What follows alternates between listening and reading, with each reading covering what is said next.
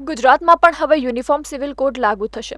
આ માટે સરકાર દ્વારા સુપ્રીમ કોર્ટના નિવૃત્ત ન્યાયાધીશ રંજના દેસાઈની અધ્યક્ષતામાં 5 સભ્યોની સમિતિની રચનાની જાહેરાત કરી છે. સમાન સિવિલ કાયદાની આવશ્યકતા ચકાસવા અને કાયદાનો મુસદ્દો તૈયાર કરી આ સમિતિ પોતાનો અહેવાલ 45 દિવસમાં સરકારને સોંપશે.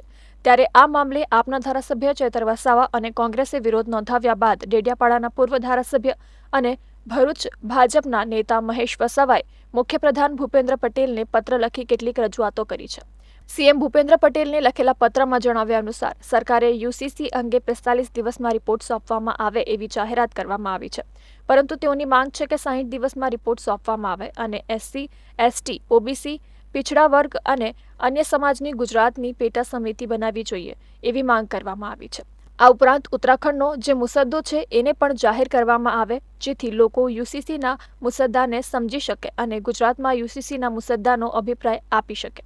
સાથે જ આદિવાસીઓને સંવિધાનથી સંરક્ષિત રાખવામાં આવ્યા છે જેથી યુનિફોર્મ સિવિલ કોડ યુસીસીના માધ્યમથી કોઈ પણ જાતનો ફેરફાર કરવામાં ન આવે તેવી તેઓ દ્વારા રજૂઆત કરવામાં આવી છે. મહેશ વસાવાએ આ અંગે કહ્યું હતું કે યુસીસીની કોઈ જરૂર નથી. આદિવાસીઓના અધિકારો ખતમ કરવાનું આ ષડયંત્ર રચવામાં આવી રહ્યું છે. બધાને આ સમિતિમાં એક સભ્ય રહે એવી અમે માંગણી કરી છે, પણ આ યુસીસી લાવવાની આઝાદી પછી આ કંઈ જરૂર છે જણાતી નથી. કેમ કે યુસીસી લાવવાથી મને એવું લાગે છે કે જે આદિવાસીનું આરક્ષણ, એસસીનું આરક્ષણ અને ઓબીસીનું આરક્ષણ છે એને આડકતરી રીતે ખતમ કરવાનું આ મોટામાં મોટું ષડયંત્ર અમને લાગે છે.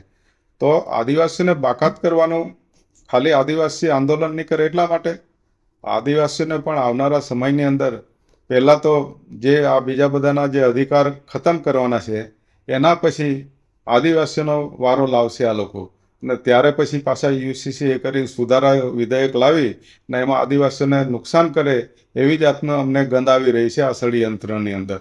તો આ વસ્તુ યુસીસીને અમારે કોઈ જરૂર નથી.